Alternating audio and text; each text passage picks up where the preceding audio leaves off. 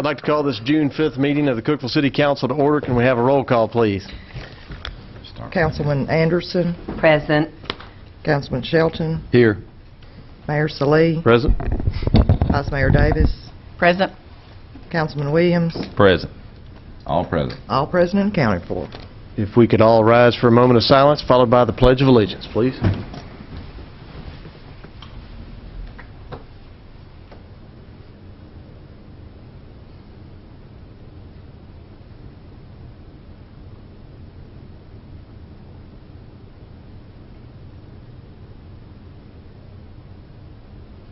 Thank you. I pledge allegiance to the flag of the United States of America and to the republic for which it stands, one nation, under God, indivisible, with liberty and justice for all. Thank you. Do we have any additions or corrections to the agenda, Mr. Shipley? We need to pull item 2, the approval of the meeting minutes of the last meeting. Those are not prepared yet. All right, sounds good. Do we have any other comments by the council? Do we have a motion and a second to approve? So moved. Second. Have a motion and a second to approve. Any comments? Seeing none, I'll vote. Got 5 yes votes. Motion carries. Thank you, Mr. Shipley. Brings us to our consent agenda. Item 3, set a date for a public hearing on ordinance 080-0606, rezoning 118 East 1st Street from RS-15 to CN Neighborhood Commercial. Item 4, set a date for a public hearing on ordinance 080-611 relative to well permits. And item 5, consider awarding bids for transformers, cable, and copper electric department. Do we have a motion and a second? Move approval. Second. We have our motion and our second. Any comments from the council? Seeing none, I'll vote. 5 yes votes, motion carries. Brings us to our new business portion of the meeting. Item 6, consider on first reading ordinance 080-610, amending Title 18, Chapters 1 and 2 of the Cookeville Municipal Code relative to water and sewer rate increase. Sponsor, Mr. Ronnie Kelly. Mayor and Council, I've got a proposed rate increase in an ordinance form here for your consideration. And I'm going to flip up here. Here's the amount of money that it would generate. In the sewer department, it would be raising the rate a nickel per 1,000 gallons. That would generate an extra $40,000. And the purpose of this rate increase, proposed rate increase, is basically the TVA cost increase, the electric increase, and it's a pass-through. If we want to recoup that cost, this is how we need to do it. There's another cost on the water storage fee recommendation, raising it. That is strictly for the dam repair. I've got a letter from the Corps that's addressed to Sam, but he hasn't gotten it yet because it's not official yet, but it's a draft. And basically says we're going to owe them $1.4 million. And they also break it down into payments. This year we're going to owe them $13,000 that they've already spent. The next year, in this current budget year, is at $188,000. The next year it's at $280-some thousand. You can pay it over as you go. You can pay it at the end. The reason you haven't got the letter official yet because there were some questions about incurred interest that they're trying to answer. So they've clarified what type of repair they're doing? Yes. Go ahead. And they have determined what that cost is going to be. Yes. The actual cost, or what they're... They've got an estimated total of $263 million, and they've got it broken down in a schedule, and in that letter, and then they've also got it broken down by year about what our Cookeville share will be and the users of that facility share will be, and they've got our share broke down. There's still a question about whether it's considered a repair or an emergency type. There's still some questions there about that, which could affect what we end up paying them. It could dramatically reduce it, though, couldn't it? It could be from 1.4 to 200,000. What about the electric power associations? That's what I'm referring to. They're the big player in the trying to get that designated as an emergency type fix instead of a O&M type fix. And when you do that, it changes the calculation on the repair cost to the users. Back 3 or so years ago when we first realized we'd have to pay a fee to them, that's over and above. That's different than this fee, correct? Yes, What are we I think paying in them right now? 2004, we implemented a 10 cents per thousand, which is just, and it shows up on your electric bill or utility bill as a water storage fee, and that was the $2.9 million for the 20 million gallons of storage that we reserve in the reservoir. Then we had to escrow some back too, right? We had to. Well, For repairs. we're paying so much a year for that. You're paying an O&M cost, which is about $11,000 a year. And then we're also have been setting aside, I think, $30-some thousand that was anticipation of a repair. That's what they told us to do, not knowing what the repairs were going to be at that point in time. And then repairs are what they are now. This is in that agreement, that contract we have with them. We are responsible to pay our portion of any kind of repairs to the dam. If next year they determine that it is the federal type of repair and they reduce our fee dramatically, I mean, is that something we have any probability of knowing? I mean, That's what my questions were that I'm trying to get answered. That's why they haven't officially sent us a letter yet. Can we postpone this increase until we know? Yes, you can. I mean, you can, yeah, we can do whatever you guys want to do. the TVA We're going fee- to pay, my understanding, we're going to end up paying $1.4 million, or at the minimum, if that gets through Congress, the wording gets through Congress, probably in the neighborhood of 200 and some thousand. That's better.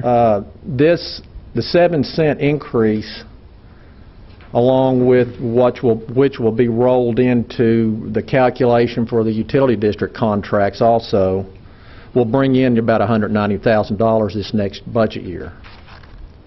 So their outstanding liabilities already $200,000, correct? at the minimum, that's my understanding in my talking with the Corps. So I figure we can collect, this will raise about $200,000. At that time, we should know where we are, whether that's it, we can take it off next budget year and be done with it, or we're going to have to kick it up, I think, 4 more cents to generate the next amount to get the $280,000 a year. This only generates $190-some thousand a year. the $280,000 would fund the $1.4 million per year? Is that what you're saying? No, No, we currently owe a balance of the first year of $13,000 and then $188,000. So at the end of this year, we should owe the addition of those two numbers, which is what you're asking they for. give you the option of paying as you go, as the debt is incurred on the project.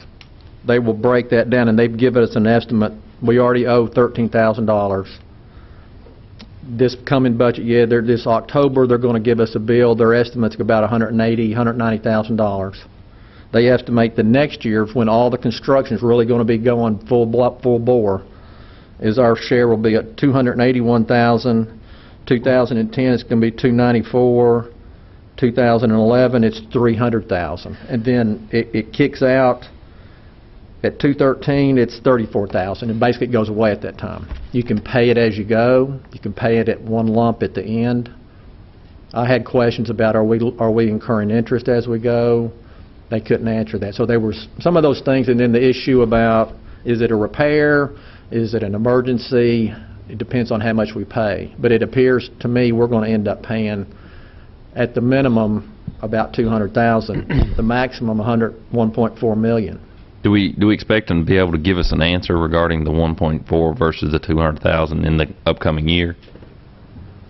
I've talked to Congressman Gordon's office, and they're trying to get that done. It seemed to me when we went and met with the Corps at the dam that it's really not the concrete dam that's the problem. It's the fact that there is a karst geography or geology under the embankment to the, I guess, to the west of the dam. Yeah, west And and then- east. And it wasn't, in the way I saw it, wasn't properly fixed when they first put it in. I mean, they didn't take that into consideration. It was like, you know, hey, there's a sinkhole, fill it up, put some logs in there, fill it up, and so it's come open. I mean, to me, it was a, you know, we bought into a dam that wasn't designed properly initially. And now we're going to foot the bill of the repairs, or our portion. But can we pay this first 13,000 and then you find out, so we were not We're actually worse off? But Yes. but you know for a fact that we've got the 13,000 and then nearly 200,000 Well, you know, that's coming. the mayor hasn't officially gotten a letter. And like I said, the only reason that he hasn't gotten a letter is because there's questions they haven't been able to answer, and they've went to Washington to try to get those answered for me. But the people that I've dealt with for 5 or 10 years down there, and you know, there's basically, you've already incurred $13,000. You're already incurred $188,000 by the time you get your bill. And the best case is you're going to owe a total of 200 versus the 1.4 total. So as soon as they get us an answer, the mayor's going to get the letter, and they're going to want to check within 30 days, I think they say, for the 13. And then they're going to say by October something, we need to check for 188,000. And you can wait and pay it at the end. With no interest.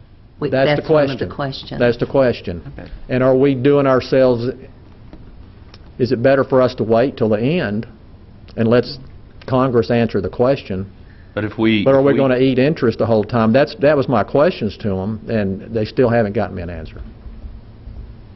And so that's what your recommendation, then we go ahead and change the rate schedule to be able to pay the outstanding liability that we expect in October of 2008, so that this increase will be able to pay that liability, and if it comes back that it's only $200,000, you'll make a recommendation to remove this additional fee. That's correct.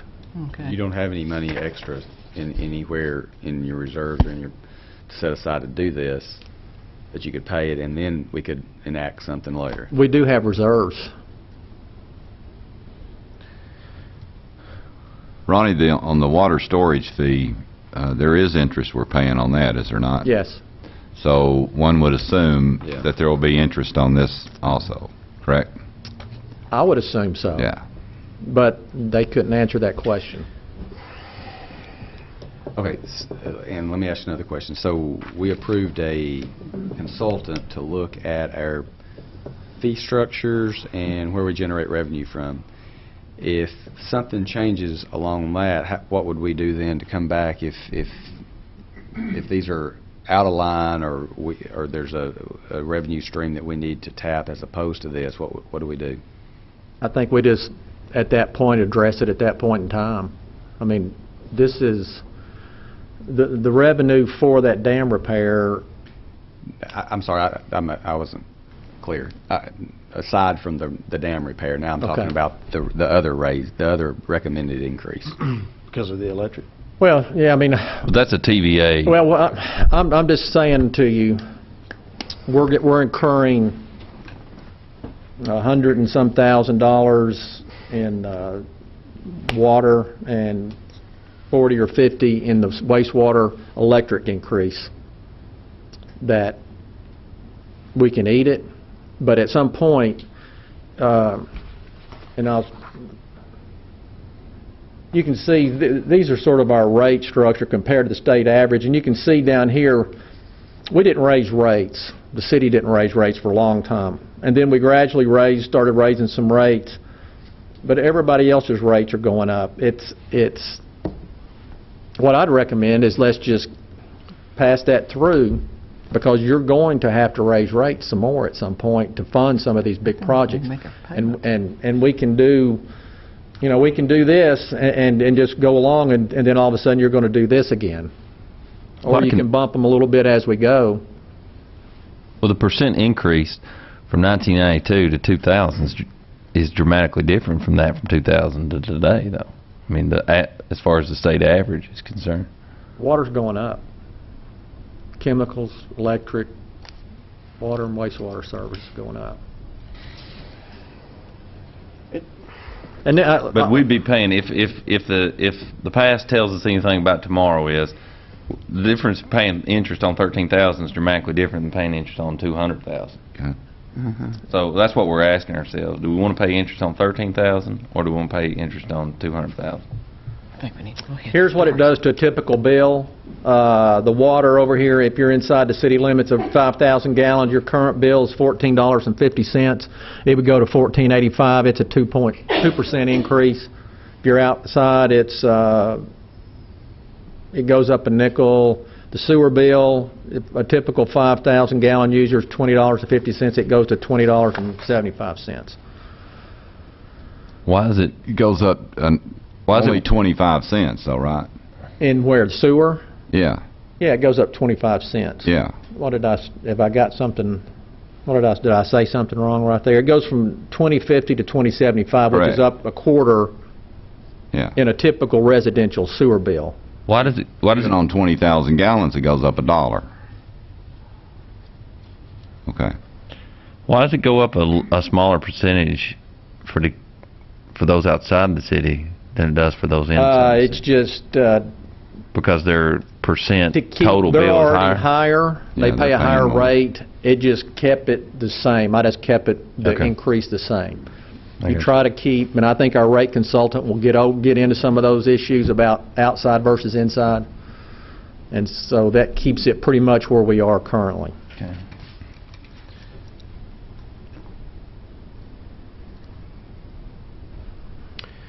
Any further discussion by the Well- council?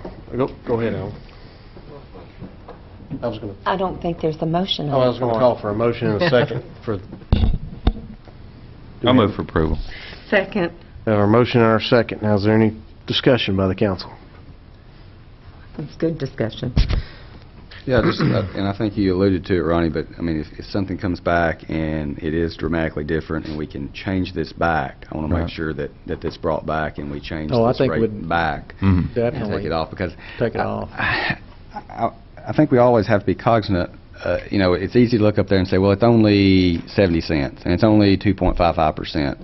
But then you got things happen with electric the same way, and we're talking about tax increase, and I know, you know, $200,000 home, $20, but there's still senior citizens, fixed income, and those kind of things, and those percentages mount up much quicker.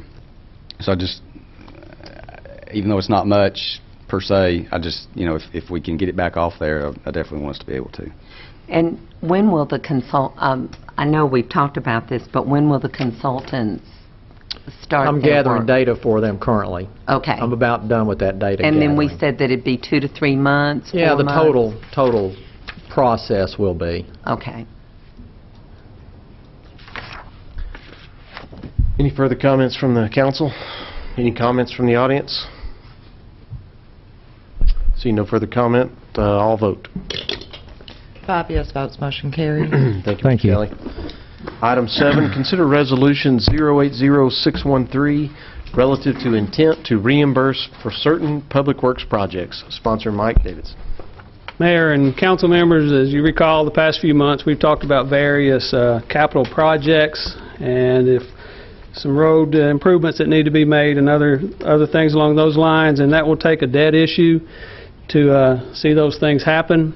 And this resolution would allow us, if we get started before that money is borrowed, and we make some payments up front out of the general fund, it will allow us to reimburse ourselves from that debt issue. And I just ask you to approve it. Do we have a motion and a second? Move approval. Second. Have our motion and our second. Discussion by the council? I think it doesn't go without saying our Public Works Department's doing our community great service by self-performing a lot of these projects, and this is just a way for us to pay for those out of the general fund that we would have normally been bidding and someone else doing. So, And we can get on to them sooner, I think. Yeah. Sooner. many thanks to Greg and his guys working hard out there in the heat today, especially. Any further comments? Comments from the audience? Seeing none, all vote. 5 yes votes, motion carries. Thank you, Mr. Davidson. Item 8, hold a public hearing and consider on first reading ordinance 080607, providing a tax levy for the 2008-2009 fiscal year. Sponsor Mike Davidson. Mayor and council members, again, we've all worked hard the last few months on trying to prepare a budget that will work, that's fair for this community, and still provides the services that we try to provide. What I have for you to consider tonight is the tax rate, and we're proposing an 8-cent property tax increase. That increase would be broken down by an additional 5 cents going into the general fund, which would generate $4,044,000. 3 cents of that 8-cent increase would be dedicated to the debt service fund to help build debt capacity for future projects that we have on board and on scope. That total 87-cent tax rate would generate citywide in all the funds. We would have 4 cents going to economic development, and still the penny going into quality of life generates $5,586,000. To kind of give you an idea of what that tax rate in the general fund, raising it, that nickel for the general fund, would support a $20,271,000 budget, which I'll present to you in a later ordinance. It also, that budget would see a budget surplus of $256,000, and that also considers the possibility in an ordinance that I'll present to you is transferring some solid waste expenses that we currently fund in the general fund over to our solid waste fund. And it would also mean that in the solid waste fund we begin to collect some commercial fees on apartment complexes. It also would support right now what I've proposed, a 2% cost of living that would be effective January of '09 for our employees and would not be retroactive to July. And again, throughout this coming year, 08-09, we'd look at funding $1 million, setting it aside, designating it for our post-employment benefit issue that we face, and continue to evaluate the benefits, the post-employment benefit, and what that long-term formula needs to be long-term. And that tax rate, just to kind of give you an idea of how it affects homeowners, residential property, bumping the rate up from 79 cents to 87 cents on a $200,000 home, it is a $40 increase to a taxpayer on a $200,000 home. $50 increase on a home that's appraised at $250,000. Just to kind of give you an idea of where we currently stand with our property tax rate, and this particular slide here is sorted by city rate. And you can see in the yellow, that's where we stand now at 79 cents. And if we move the tax rate to 87 cents, you can see we climb a little bit. Those are based on the 2007 property tax rates for cities, basically from 20 to 100,000 in population. I was curious to see how it affects when you throw in the county property tax rate and combine the two, and that's what this next slide is. It's sorted where the combined rate. You can kind of see where we're at there, with the yellow being where we're currently at. Again, that's based on the county's rate of $257. Not sure what their rate's going to do after they finish with their budget. Basically, that's the proposal for the property tax, and I'd be happy to answer any questions. We have a motion and a second to approve. So moved. Second. We have our motion and our second. Now I'll open up the floor to the council for discussion. When we talked in our work session, the original proposal was a 10-cent tax increase. Yes. And 3 cents of that was going to the post-employment benefits, of which we then talked about possibly taking that off and putting $1 million from the insurance fund into that, correct? Yes. So we're doing that, so we wouldn't have that 3 cents. So we'd still have our debt service, we'd still have our general fund obligation if there is a cost of living increase. So to fund that, 5 cents would be required to fund the budget as presented, correct? As it's Without having a surplus. right now, the way it's presented, and a 5-cent tax increase that you're talking about would leave us with a surplus of $130,000 or so. Okay.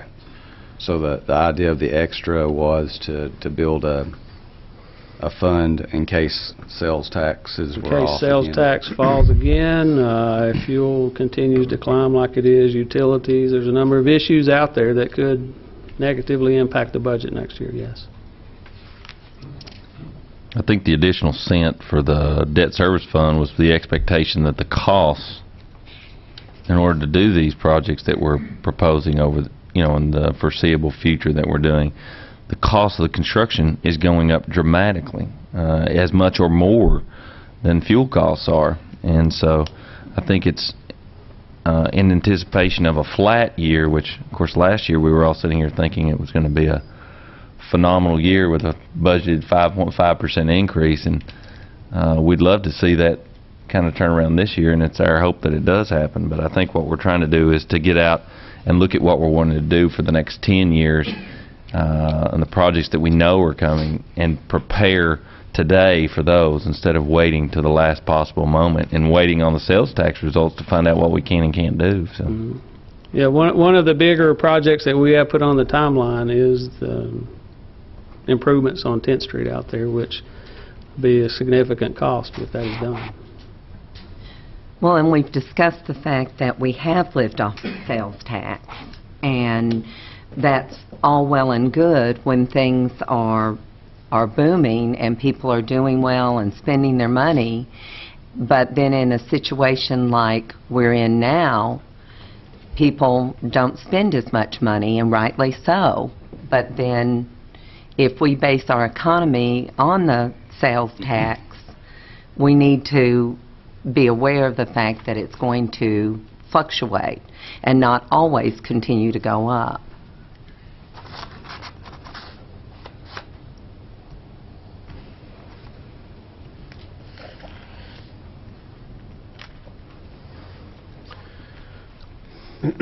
Do we have any further discussion by the council? I do. We've talked back and forth about the cost of living or no cost of living. I know we bannered around 0, 1, and 2. First of all, let me say I think we have a very valuable, hardworking group of city employees. And, I think we have a good government to work for. I think we run overall a fairly tight ship. And I think this has been a process of which we've all gone through and looked how we can streamline and try to tighten our belt even more.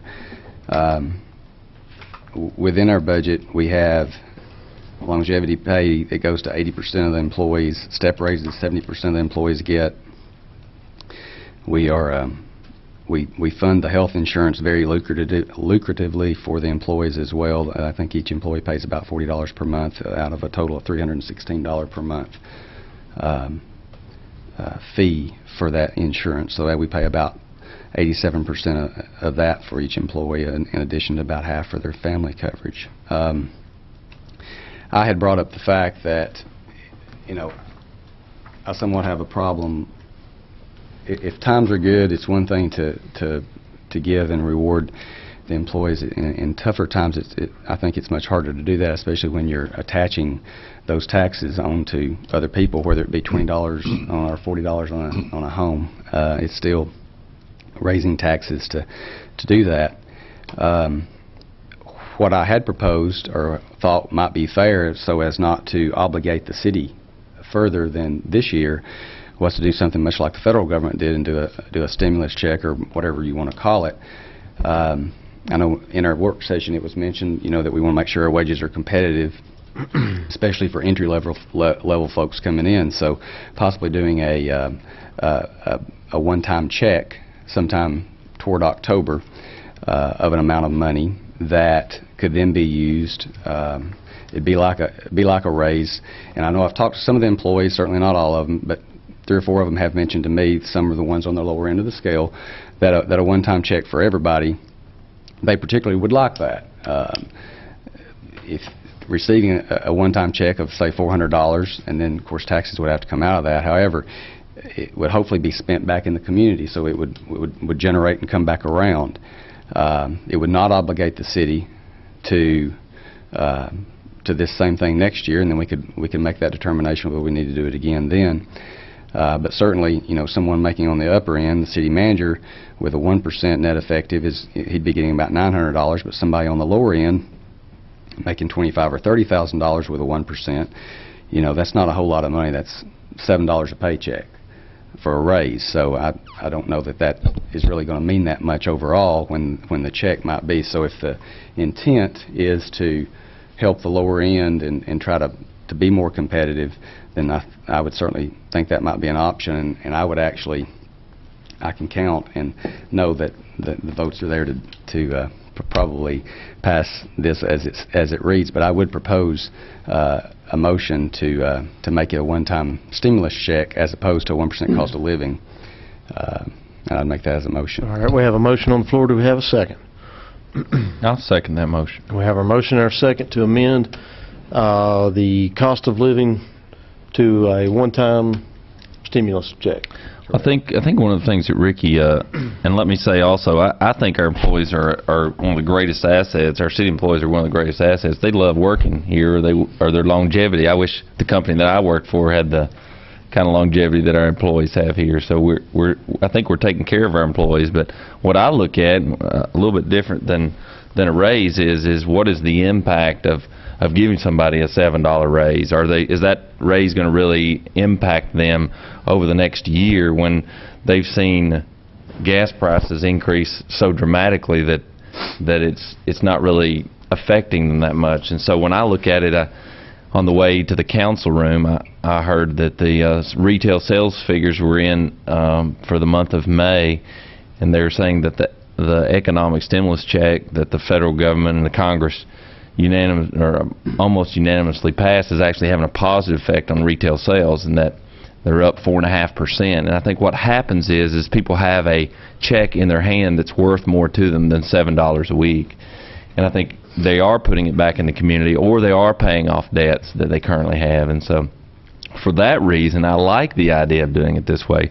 Not to mention, Lord willing, the next year when we're sitting here talking about a budget again, maybe the sales tax revenue is dramatically different than it is today, and then we're able to continue on moving forward and giving our employees the cost of living raises that we want to give and we'd like to give. But and so it's that reason why I'm in support of what Councilman Shelton was saying earlier.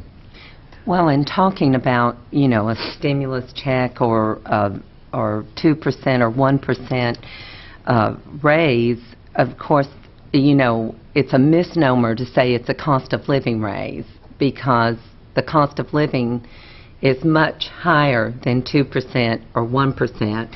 But on the other hand, particularly since we have so many employees that have so much longevity, then over a period of years, 1%, 2%, it starts adding up per year how you what you get paid.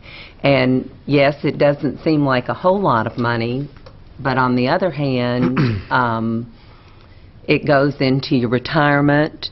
Doesn't that, it's a figure for your retirement when you retire from the city. So there are definitely so many different ways to look at this. And I think the intent for this council is to do the best thing for the employees, and definitely consider the fact that they are the face of the city of Cookeville. These are the folks that get seen more so than these faces here. And I think also it's a good point you make, Alma. I think one of the interesting parts from a physical standpoint as it relates to all of these options that we've discussed, whether it's the 1% or 2% or half a year or 1% for the full year, or a one-time bonus from a fiscal or financial standpoint, all these, correct me if I'm wrong, all these would fund the same. I mean, it would all have very minute impact on the budget one way or the other. They're all basically the same impact on the 08-09 budget as it's presented now. the 09-010 budget is where you would see, based on a stimulus package, where there would be significant savings, because that cost, the pay scale is not committed to a 1 or 2% Right. growth in it. I would like to ask a question about the numbers of employees that this would affect negatively by doing the stimulus package as opposed to the 1% or the 2% starting in January. I mean, That's a tough question to answer when Well, an increase in pay is my negative. problem with making my decision has to do with how I'm more interested in making sure that most of the employees are treated as fairly and as handsomely as we can do that. So I just don't want to just do this for a few. That I want it to be fair across the board. And I'm not making it would myself cover clear. a majority of our employees. Well, as far as fair, I mean, Yeah. everybody gets the same. Well, yes, but I mean, That's about as but fair like as it the gets. point that Alma was making about this does affect in time to come. If we're leaving out the percentage, then it will affect then in the future, will it not? Well, this check, I mean, basically anybody that's making $40,000 a year or less, if you're making $40,000, you're going to get basically a $400 raise, 1%.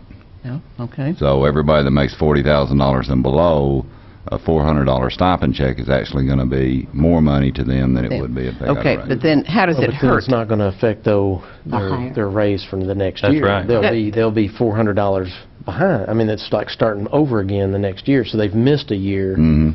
See, that's what I'm So- thinking of so in the it's a future. to me, it's a short-term benefit for kind of a long-term problem. And if we want to encourage longevity, seems like we would want to do the best for the long term. But I don't think we're creating a long-term problem. I think we're based upon being a No. I think the problem is of keeping the wages competitive and providing for the employees for the long term. It's better to give a little bit along the way. I mean, it's not so much how much. I was always taught it's not how much you make, it's how much you save, and it means a little bit at a time. Yeah. At the end means something. Whereas one little check here, maybe skip it 5 years or a year. And I think our intentions are good. I mean, all across the board here, we want to do the best for the employees.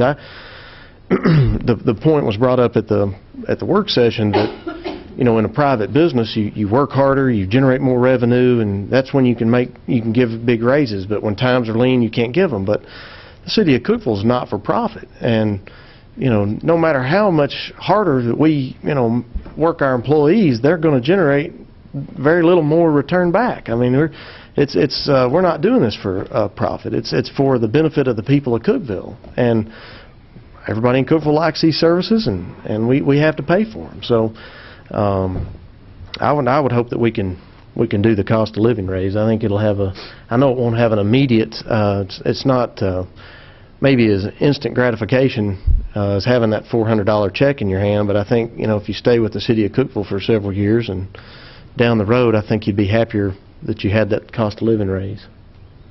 Well, and then it also affects retirement, for those folks who end up spending their time with us and then going on.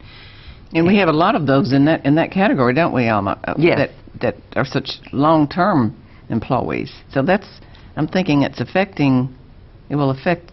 Yeah, but they're still receiving. I'm just saying they're still receiving longevity pay, Right. Yeah, which is but- an increase, which is, and they're Exactly. still using. There's a lot- They're still receiving step raises. This is just in addition to those two raises. This is an additional third raise. Yeah. Well, there's good and bad to both Yeah. both these situations. I guess. One question, Councilman Shelton, in your motion to amend, that was to have a $400 stipend, is that correct? Correct. Okay.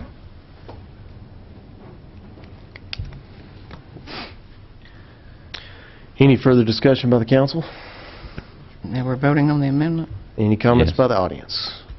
We're now going to vote on the amendment, Councilman Shelton's amendment. Seeing no further discussion, I'll vote on the amendment. 2 yes votes, 3 no votes. Motion fails. All right, brings us back to our original motion of the budget as presented by Finance Director Mike Davidson. Any discussion on the current motion? You're still talking about the property tax? The property tax, yes. Yeah. But you said the budget. Oh, okay, excuse me, on the tax levy, excuse me. We haven't gotten to our budget yet. And so a 2%, just for clarification, a 2% cost of living raise, retroactive in January is a... Not retroactive. Not Effective in January. Effective in January is a greater liability from a finance standpoint for the city going forward than a 1% cost of living raise for the Now. entire year. Effective July 1, yes. Okay. It is. So it's a bigger liability. It's a bigger liability come '09, '10. Well, and In terms that's all of- how you I'm look just- at it, I guess. To me, I don't feel like it's a liability when we, it's our employees. I mean, it's a... Why not just do one, if you're going to do 1%, why not just do 1% now? I mean, Well, but I think, again, this goes to the long-term benefit of the employee for the retirement benefits and all those kinds of things. I think we're advancing our employees' salaries. No, but what's the difference? I mean, what is the difference? I mean, why are we doing a 2% in January as opposed to 1% now? I mean, what's... It basically would keep that, as you move forward, it would keep your pay scale more competitive because you're not behind that 1%, is the thinking behind that. But you still miss 6 months of... I'm not talking about what they would actually receive, I'm just talking about pay scales going forward. It would be based on 2% as opposed to a 1% increase in their pay scale going forward. So every additional increase in that pay scale going forward would be based on that extra additional 1% in there as opposed to just a 1% increase. I think the question was, though, why not just do a 2% cost of living that's effective in July? Well, no, the 1%, that's what I was wondering. What, Well, and Yeah. why, I mean, if it's the same money, I just wonder why we wouldn't go ahead and just The do 1%. bottom line in this year's budget is the same money, 1% effective July versus 2% effective January. But long-term, the impact on that pay scale is it's always behind that 1%. Okay. Which is why I wasn't, Mayor Saleh saying it was a liability for the employee. It's a liability for the city going forward. It's different. It's a different expense than going forward than it would be, but the actual expenditure would be the same. If you do a 1% effective in January, then next year, say somebody was making $100, you gave them a 1% raise, it's $101 next year on that pay scale. If you wait until January of this year to do a 2%, the next year on June 30th, that their salary is $102 instead of $101.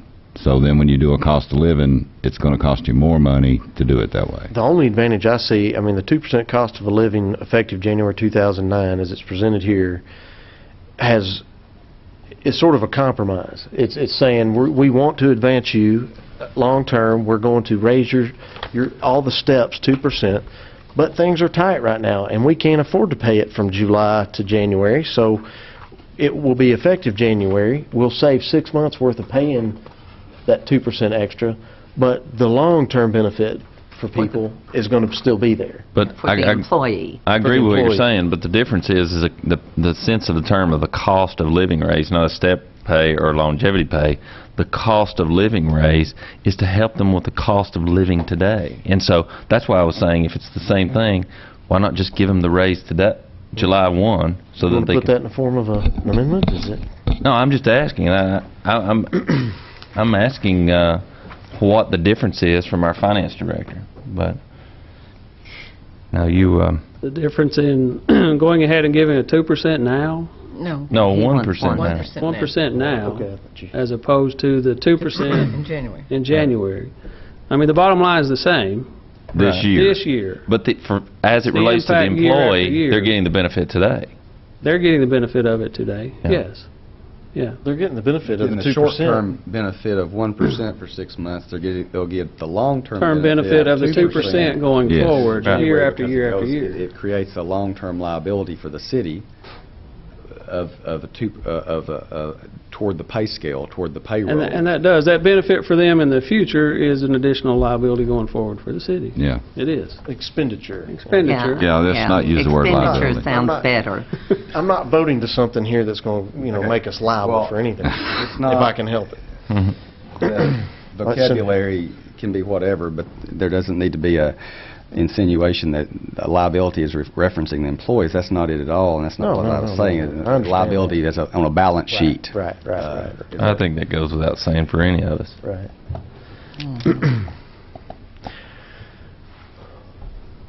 Any further discussion by So the it's an council? 8-cent tax increase with this cost of living, 3 cents more than is required of our budget to fund it.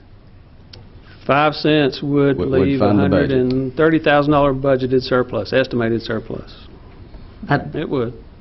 Bearing in mind Bearing in mind, there's the economy and the cost of fuel and all of those things which haven't, and nobody 2 years, 3 years, 4 years ago thought we would get to the point of paying $4 a gallon. And we're fast getting to that, So I think definitely it would be hard to predict what's going to happen. But I feel that we certainly can't depend on sales tax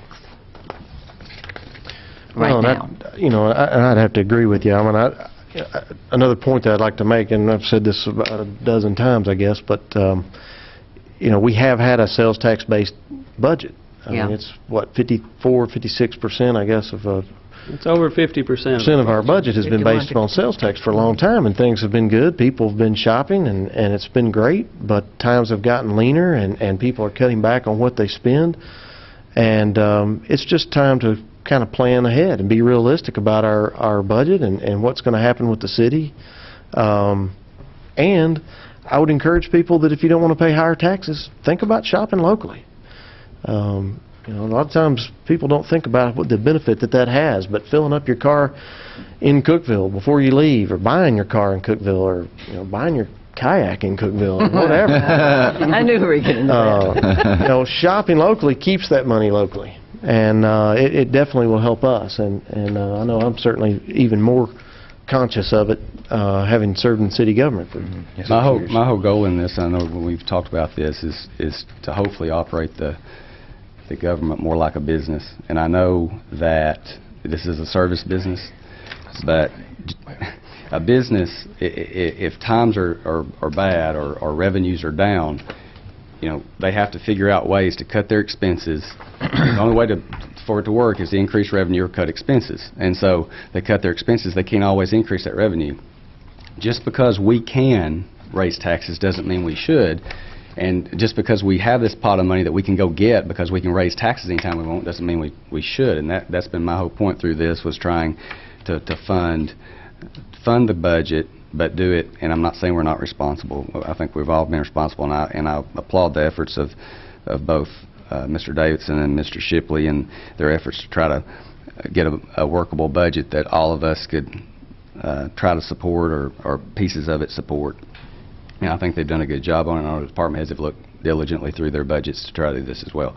But that's my only point in this, was trying to operate us as efficiently as possible, and hopefully some things will come out of it that we can operate more efficiently. But just to, that's why I keep asking the question. A nickel does do it, and I know we do have to plan for our future, and we're setting aside for the employment benefit fund, but we don't know what the county's going to do. Obviously, they're going to raise taxes considerably. There's going to be lots of needs in that department. So, every little bit mounts up, whether it's a fixed income or senior citizen or whatever.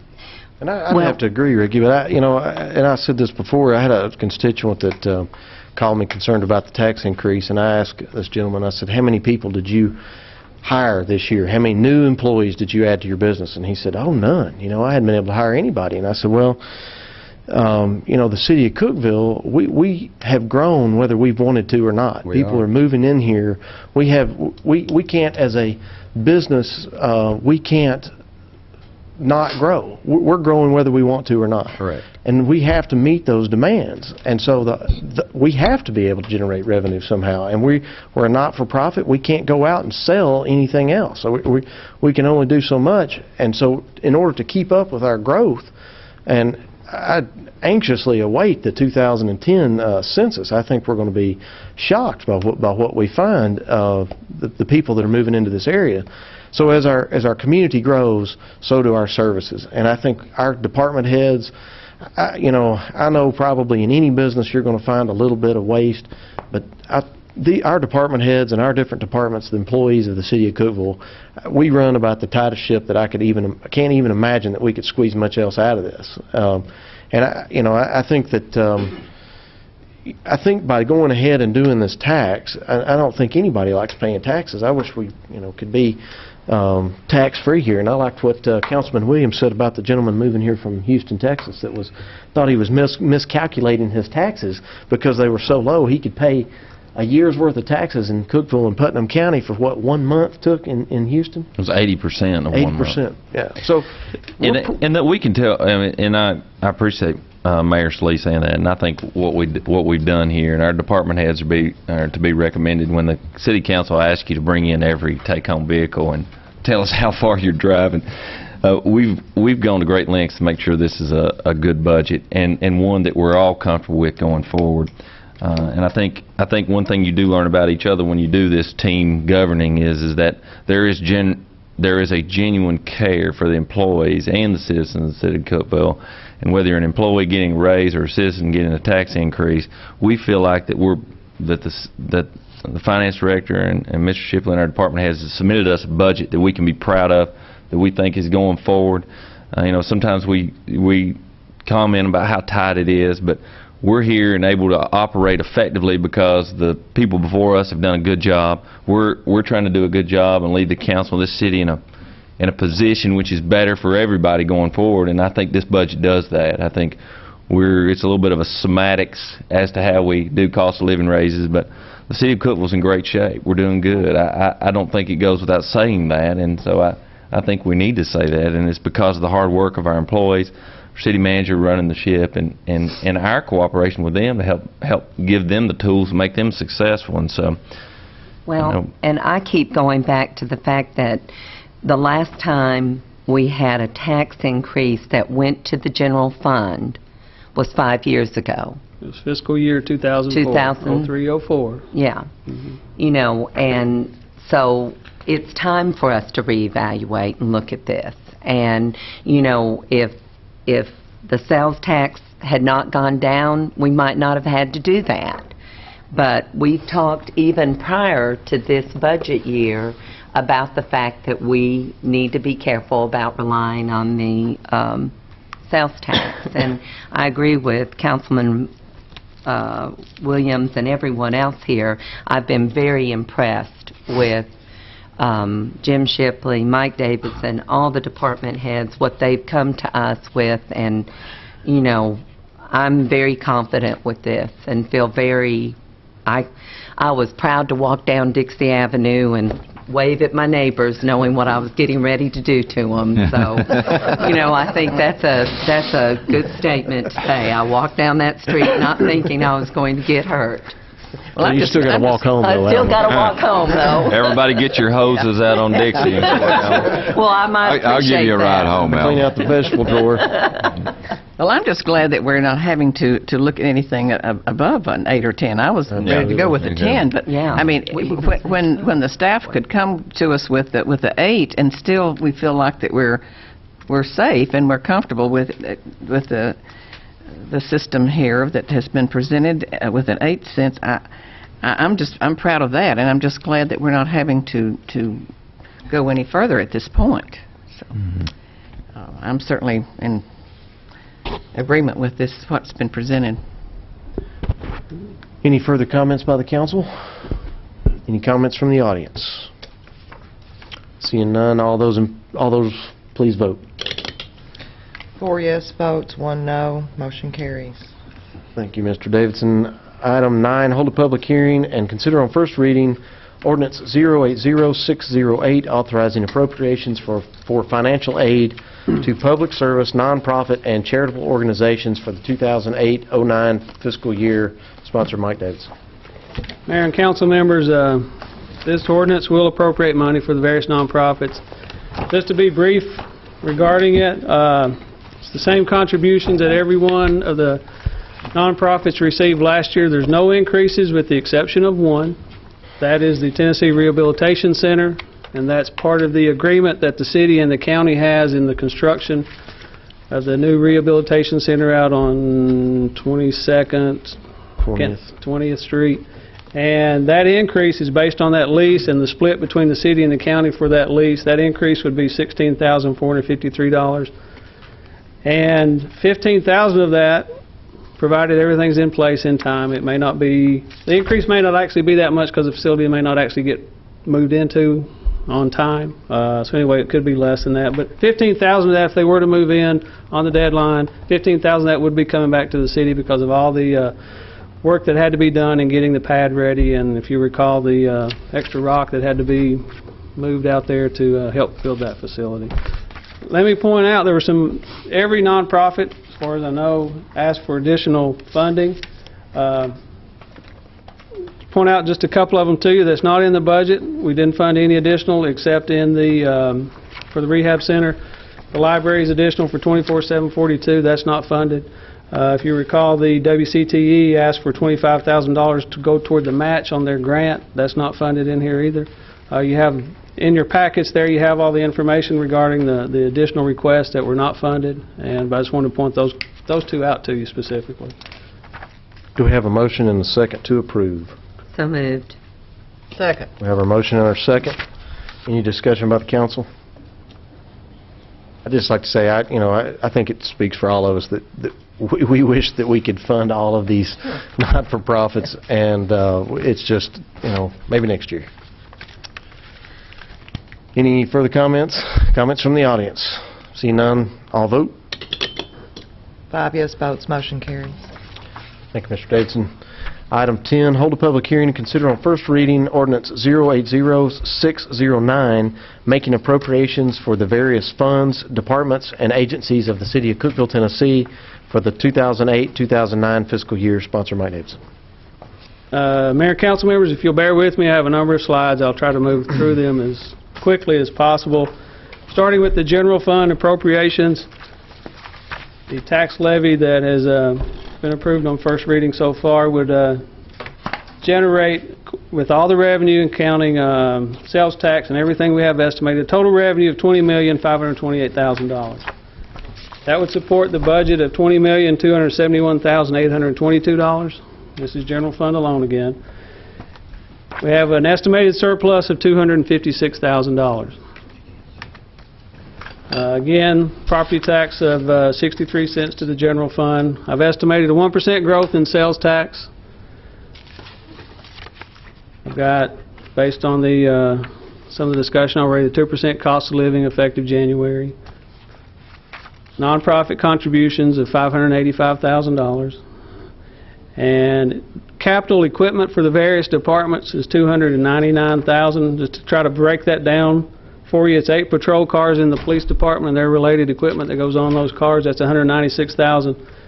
9 digital video recorders that go in patrol cars. That's $36,000. And replacing or repairing a roof at one of the fire substations, that's $23,000. We had started this current year, 07-08, a sinkhole study, and that funds the second year of that study. That's $42,500. And then computer network upgrades, that's $5,500. So those capital items add up to that $299. Also in the budgets in the general fund, we've got $129,000 additional dollars in there for fuel. Utilities are up. I have estimated additional $66,000 in all the departments for utility increases. And also as part of this budget, we have proposed moving and transferring some solid waste expenses out of our general department, the Public Works Department, related to brush collections. We're moving that over to the solid waste fund. That's approximately $220,000 that we would move out of the general fund over to the solid waste fund. And again, that's part of the budget surplus of $256,000. That's how we get to that number. And just to kind of point out about staff, citywide, we have 398 permanent full-time positions citywide. That's utilities, everyone. 261 of those reside in the general fund. And currently, we've got 5 vacancies, and I know Mr. Shipley's evaluating those on a case-by-case basis as whether or not we fill them or not, or how long we can hold off on filling those positions. That's kind of a real quick summary. Again, total revenue of $20,528,675. Just to kind of break it down for you, local sales tax is fell under 50%. It's 49% now, as opposed to 51, 52, 53% of our total revenue estimates. Property tax at a little over 20%. Again, just to go through by department, if I could, $2,387,000 for the general government, $585,000 for nonprofits, $7,090,000 for the police, $228,000 total capital for police, $3,943,000 for the fire operating their operations, $23,000 for that roof repair, $1,358,000 for leisure services their operations. Again, that you see a 7.7% increase in that department's operations. That's because we have opened that gymnasium for a full year. We have $1,137,000 in the maintenance and parks department, $2,455,000 for public works operations. That's 5.87% decrease.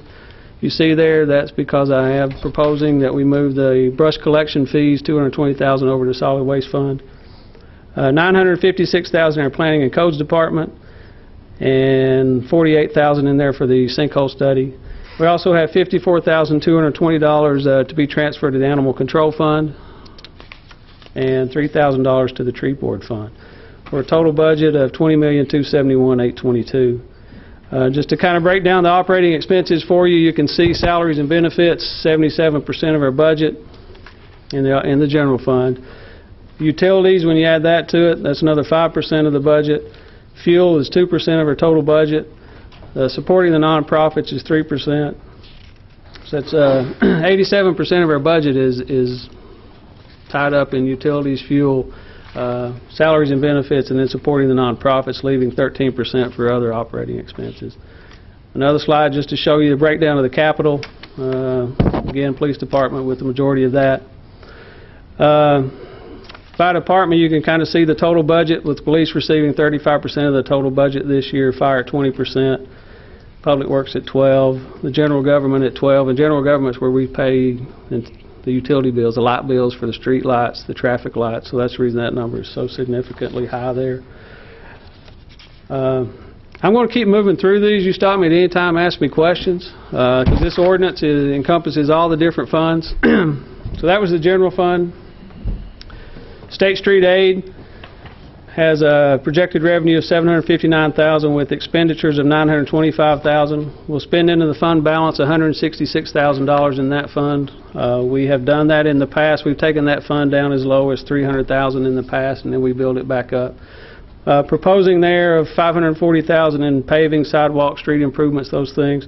$95,000 in intersection improvements, which includes, I think, $20,000 in LED signalization. Capital purchases there of equipment, a street sweeper of $170,000, and then a brush truck of another $120,000, for a total budget there of $925,100. Then in our solid waste fund, we have estimated revenue of $1,619,000. We have proposed expenses of $1,498,198. And within that, you see a new line in there, the brush collection, which is $220,000 that would be moved out of the general fund into this solid waste fund. The $1,619,000 in revenue includes collecting a commercial fee on apartment complexes. That estimate right now in this budget is $300,000 in revenue. I think the Public Works total estimate for that revenue could exceed $350,000, but right now I just have $300 in there. Where did you say that was in the budget? It's just included in the revenue, that $1,619,000. It has an extra $300,000 from that fee.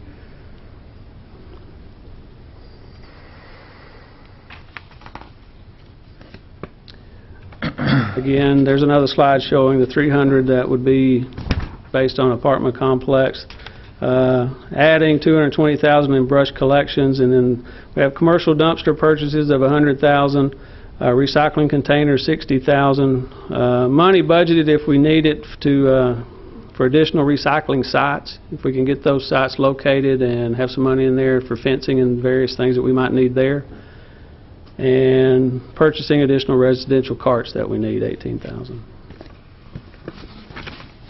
A few more of the funds.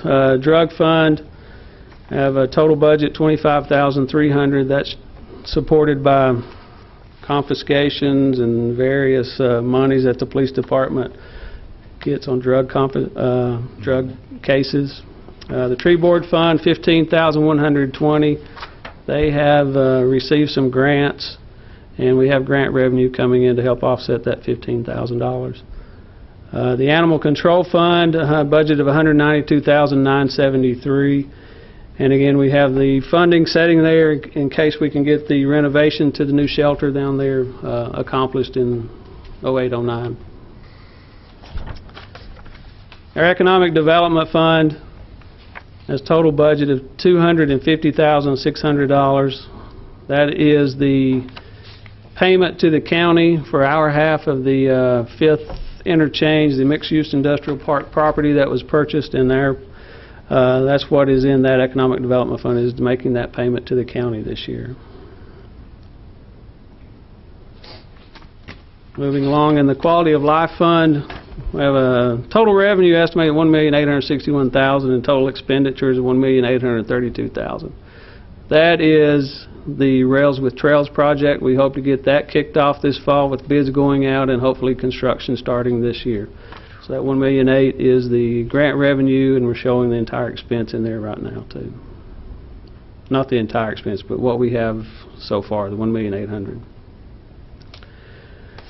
Our debt service fund, which is where we handle all of our debt payments for all the debt that we have, and we have a total revenue estimated $3,194,000. We have a transfer in from our solid waste fund of $96,000 to help cover the automated trucks that we'd purchased in the past, and total expenditures of $3,051,177. And right now that estimate doesn't include the estimate for interest on any new debt that we might issue this coming fiscal year.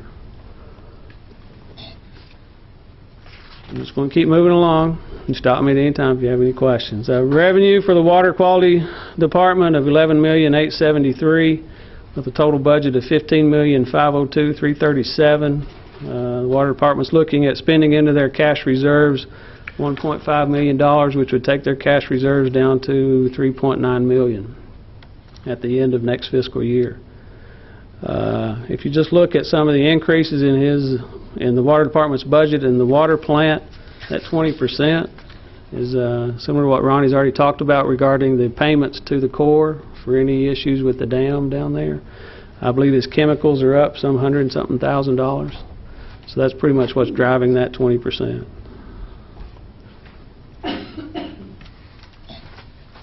Electric Department budget of $48,063,000. We have annexation notes in there if needed, $6.2 million. Have total budget of $55,132,177. Looking to add to cash reserves there $790,000 or so.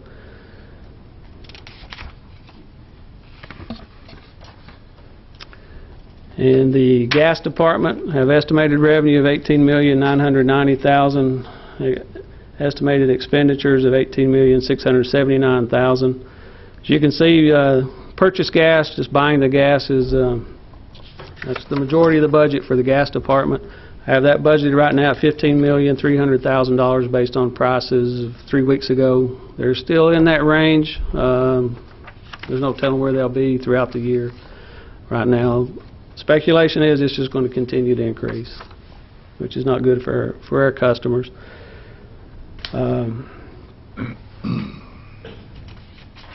And let me back up, if I could, to the gas department. I'll skip the capital expense there. You see my increase in that of almost 40%. I have budgeted in there for extension of mains. We have one of the annexations areas east of town, the Highway 70 area. I've got money budgeted in there, and if we're going to get started on that project, I've put the money in there to try to get that done if we're going to do that. Our Customer Service Department, which is funded by all three of the utilities and the Solid Waste Fund, a little over $1 million in revenue estimated, which comes from the utilities and Solid Waste Fund, and we spend that same amount of money. Your Employee Health Insurance Fund have estimated revenue of $3.4 million, estimated expenditures of $3,010,000.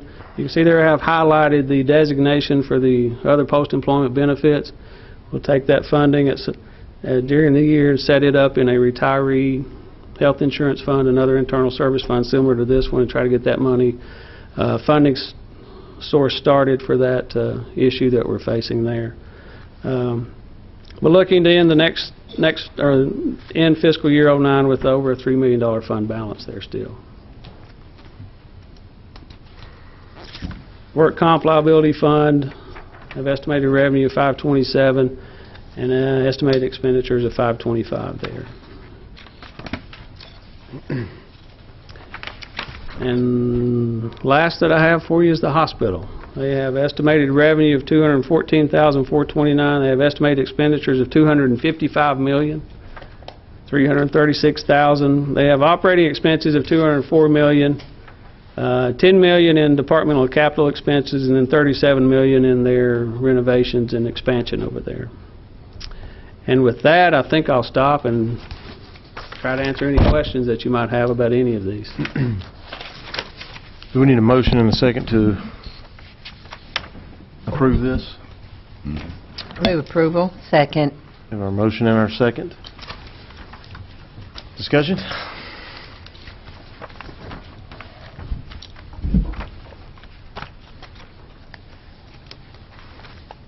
It's quite a task, isn't it?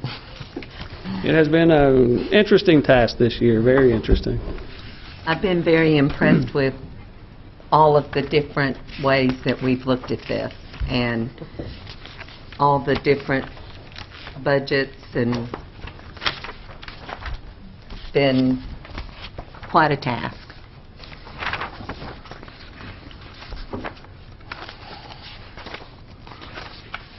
Maybe you can get some sleep now, Mike. We hadn't voted yet. No, not yet. Say that.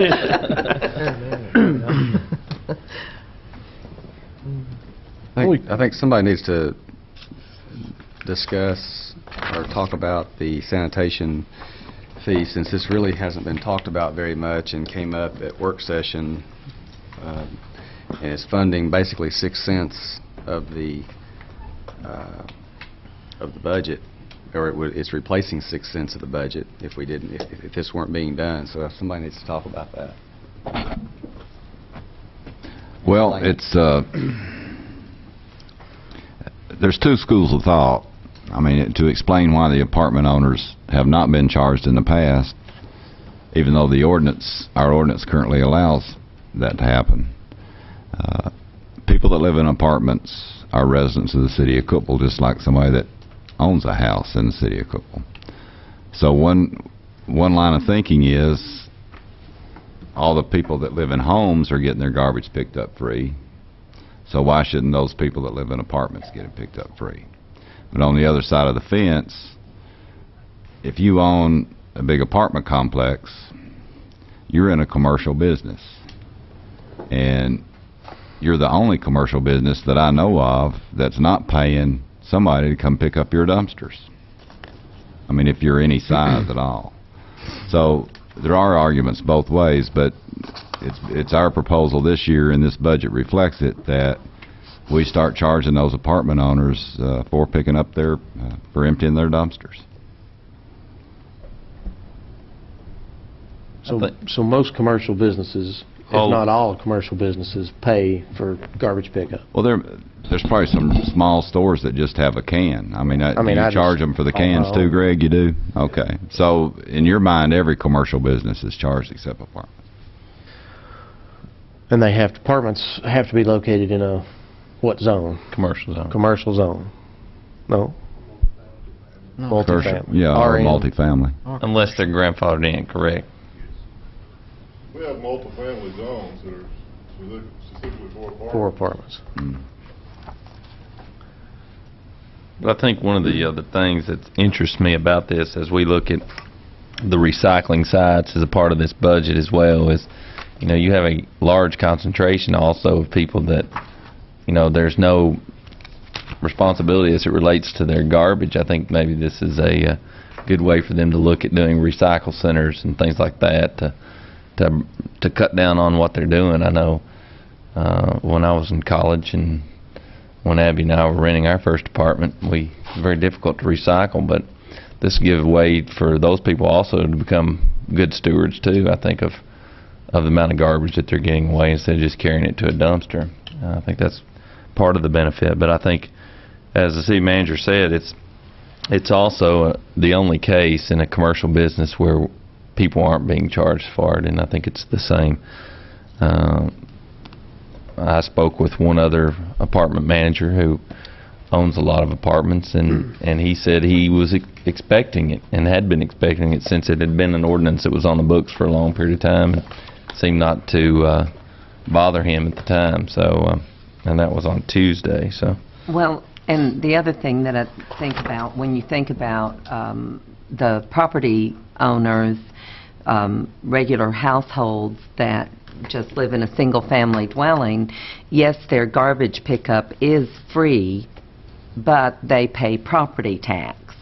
Whereas the folks who rent apartments get all the services of the city of Cookeville without paying any tax other than sales tax and the taxes that they incur by living in a municipality other than property tax. So, and perhaps I'm thinking we've talked about getting more recycling bins out, and perhaps some of these larger apartment complexes would be willing to put these recycling bins on their property. Be good. I had a question about the street sweeper, $170,000. Is that, I mean,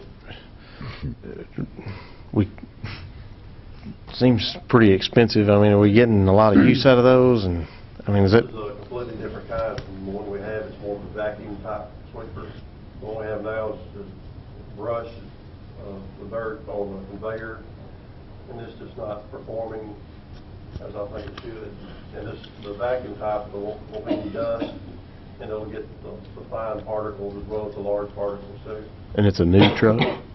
Yes. We're going to sell the old one? Yes. Get somebody to take it. Yeah, it just looks like a big dust cloud going when I see it on the road. I'm like, what are we doing? We have the manufacturer here today looking at it, trying to see if they can get it to operate better. Right. And I mean, what's the? I mean, is it to help keep the grates of the drainage clean, or I mean, obviously we want to keep. Streets clean. This is also as part of our stormwater program to keep all that gravel Okay. dirt from washing into Get it in the the drains. washing into the stream. Okay. I would have loved to have cut that out of the budget. I really, but I mean, that's one of the most popular things we do, I think. Yeah. We get a lot of requests for it. Well, it'd be nice if it could run off of natural gas or something. I mean, fuel costs, what they are. I hate to, there's something else driving around all the time out there. See if we can't get natural gas in that vehicle, Gary. We need a gas. We need some gas customers, don't we, Mike?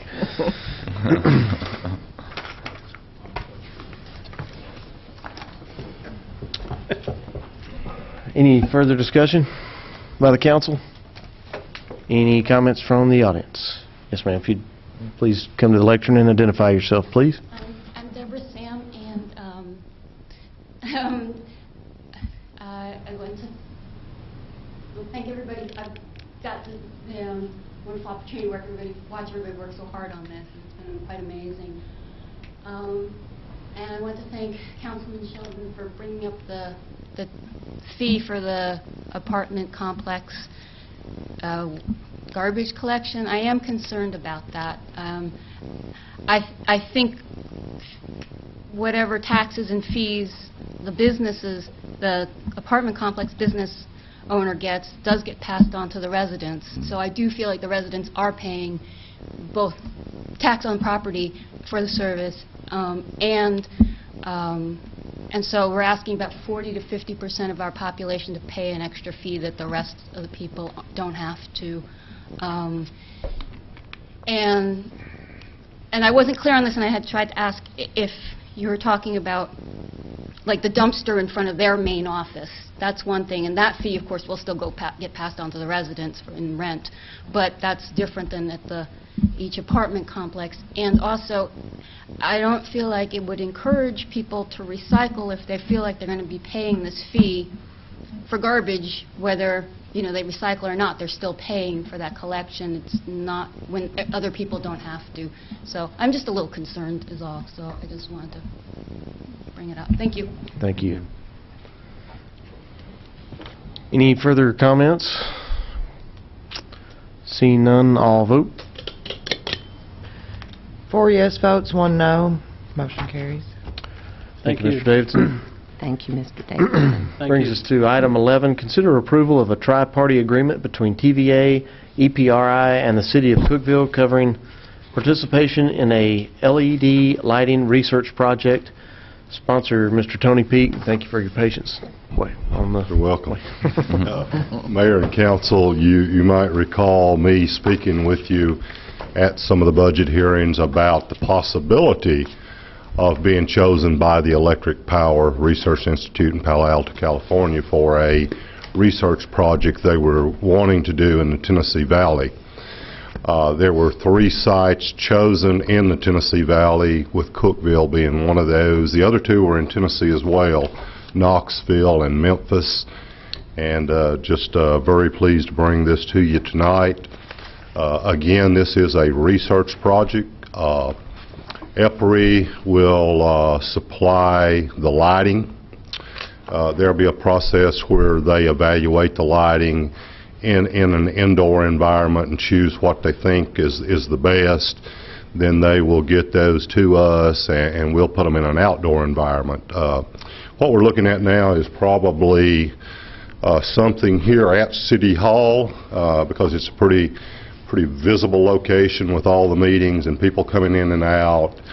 And we'll probably do something maybe with the decorative lighting on the sidewalk in front, and maybe some more in the rear parking lot. There's not going to be a lot of this because this stuff is so expensive. But as you've heard, I'm sure, you know, there's a lot of talk about LED lighting now, the advantages, the disadvantages, and there's several of both. Some of the advantages are obviously the lower power cost. You know, maybe instead of a 100-watt bulb, you're using a 30-watt bulb. Redirection of the light, better illumination. But again, disadvantages is the expense. It's about 10 times greater for an LED light opposed to an HID, high intensity discharge light. But again, that's what this project's all about, is we want to evaluate all those things and find out, is it economical to do LED lighting? Yeah. This is a, go ahead, Sam. No, finish up. This is a tri-party agreement between TVA, EPRI, and the City of Cookeville. Do we have a motion and a second for approval? So moved. Second. Motion and our second. Discussion by the council? Oh, how long does this project or this research last? We're already talking about that, Gene. We have met with EPRI and TVA, Ed Greenwell, our engineer, and I. And I think the contract talks about December the 30th of this year. We're already talking about a possible extension because EPRI, you know, LED lighting is new to manufacturers. So they're going to go through an evaluation process and choose what they think are the best LED lights available. That process may take 4 to 6 months. We're not sure. So it could be 6 months before you see us outside City Hall installing anything. So that, you know, then there's not maybe enough time left to do a proper evaluation. So I think there's definitely going to be an extension later in the year. But again, I think probably 6 months from now we'll be out here installing some stuff. Now, there is another technology that we're asking them to allow us to participate in. Not sure if it's going to work, but if we're looking at LED lighting and the economical advantage of that, there are manufacturers that make an LED bulb that will just go in your existing lighting fixtures. The problem with that is the refraction of that light. You know, it's not designed to do that, but hey, might as well test it. Try it while we're and at it, see. so. Yeah. So do we get to keep the fixtures, or at the end of the duration? I think they will give us those fixtures, yes. Yes. I didn't know if we'd be rebuying fixtures a year from now. Yeah, it says something about our responsibility to store and remove the HID light fixtures until the project is complete, so I So wasn't they're going to go back Yeah. up. Sort of sounds like it, but we'll try our best to See what talk we them can't into do. leaving it. Were you privy to the email Gail sent to us about the coverage and the light quality that they had in Raleigh regarding these LED lights in a parking garage? I've looked at a lot of stuff on the internet, not Yeah. particularly that one. She sent one to us, and that was one of the concerns we had as a council is, you know, sometimes this light isn't, the perception is it's not as bright, or it doesn't give you a sense of security that a regular light would. But they were saying in this study how people were, when asked if they felt safe, they were more safe. I think it was 42% more safe with this kind of lighting in a parking garage than they were with the old kind. So it was interesting to see that. And I think, Gail, correct me if I'm wrong, but I think it was about 36% savings in utility costs as it related to that parking garage that they did in Raleigh. So it's pretty exciting to see these things. And for Gail to know that I actually read some of the things she said. I understand. And I'll be happy She to forward sends that quite a on to bit. Mr. Peak. Ann Arbor, Michigan is probably the leader in LED lighting. They've been into it for a few years now. But hey, it's pretty neat for Cookeville to Yeah. be on the leading edge of Absolutely. determining whether this is Absolutely. going to be economically feasible. Absolutely. Very good. Another thing, real quickly, we're probably going to come up with some type of placard to put on the poles that these lights are mounted on, so we can, put a number on there for people to call and give us their opinion, those kind of things. Oh, okay, cool. Any further discussion by the council? I recommend your approval, Bob. Thanks, Tony. We have our motion and our second. Any discussion further? No comments from the audience? Seeing none, I'll vote. 5 yes votes, motion carried. Thank you, Mr. Peak. Item 12, receive information relative to a demonstration of energy-efficient development scholarship. Sponsor, Mr. Tony Peak.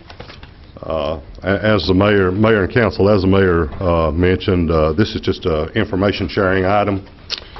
Very proud of it. Cookeville Electric Department and the City of Cookeville has been a member of the American Public Power Association for many, many years. And one of the great benefits of that is a program within APPA called the DEED program. It's a demonstration of energy efficient developments. Through the years, and I think Dr. Sekar is here, and I'm going to ask him to come up just in a minute. But I think this may be the second or third grant that we've been able to assist in Tennessee Tech getting. This project is going to have to do with optimum penetration of distributed generation into the electric distribution system, or grid, if you will. I don't have my glasses either. That was pretty good. So I hope I got pretty close. Again, we're very pleased. We've been able to assist in a $4,000 grant for Tennessee Tech in the electrical engineering department out there. At this time, I'd like to introduce Dr. Sekar. Dr. Sekar is Professor of Electrical Engineering at Tennessee Tech, a longtime associate of ours at Cookeville.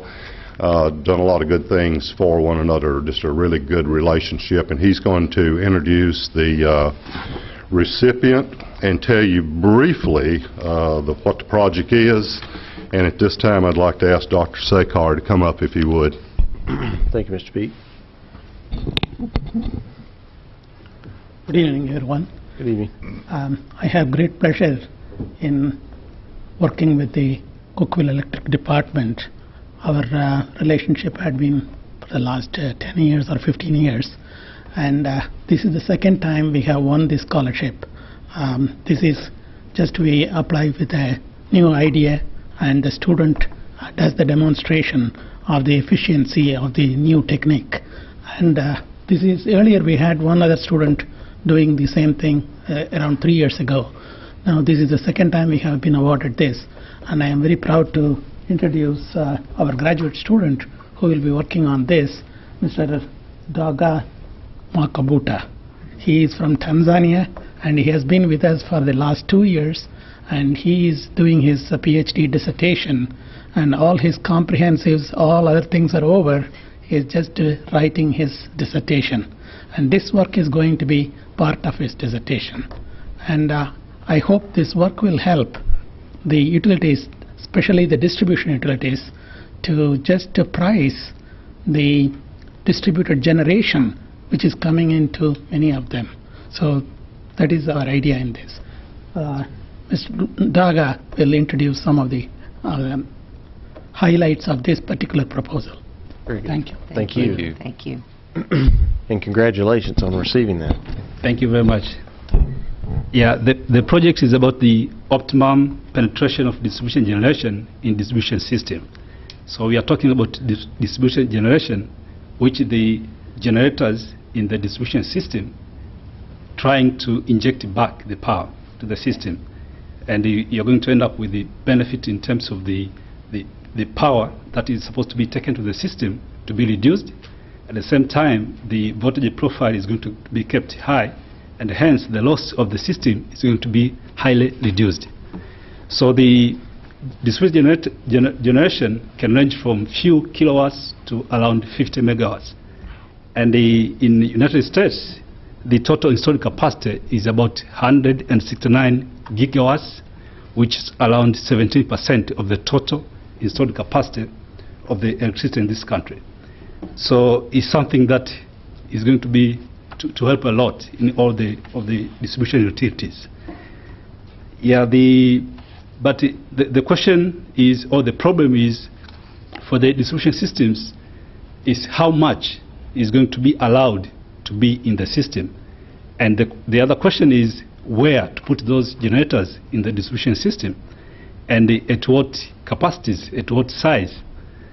Now, after that is going to be the problem of pricing. What is going to be the cost of energy from those small generations in the system? So due to these problems, the project is having the following objective. So the first objective is going to be to develop the procedure that is going to do the evaluation of where to start with, where to put those distribution generations, and it's going to be at what levels, what is going to be the size.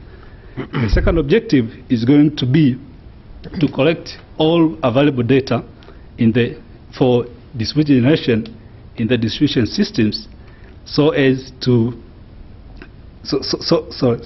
validate the developed procedure for the economic analysis.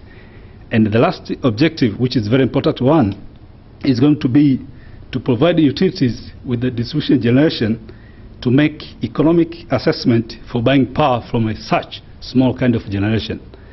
And the benefit for this project is going to be the result of the project will help any utility company or any utilities to assess the effect of those small generation in their system, so that to come up with the optimum location, number, size, as well as the way to price those generation from those small kind of generation. Thank you very much. Thank you. Thank you. Very exciting. Very, very impressive. I'm very grateful for people like that, so that you can understand it and take care of us. That's very good. That's very exciting. Tony, is there any update on the other distributed generation project we applied for or helped with Tech apply for the DOE grant? Have you heard anything back on that project? We have. They did got a letter from Dr. Gal that they were not chosen for that project. It turns out, or at least the way we heard it, a couple of factors. One is it went to some places that had more money available for the project themselves, and location seemed to be a determining factor. Hawaii was chosen. That might, location may have. If they need somebody to come inspect, I'd be happy to go. I think I think as Cookeville's concerned, we're very lucky that we have Tennessee Tech. Yes. And the expertise that Tennessee Tech brings to our community. And then obviously the field of energy and energy distribution is something that is just, it's going off the charts. We're a country that is, has an insatiable appetite for energy, and the more power to you. I hope that you have great success in your studies there. It sounds like an interesting project. One more thing, if I may quickly mention, with the rejection of that DOE project, again, Ed Greenwell, our engineer, has word from Tennessee Tech that they're probably going to do a distributed generation project right away. As a matter of fact, we're waiting on the contract, and I'll be bringing that to you probably at the next meeting. It's a Demand Partners generation contract. Right.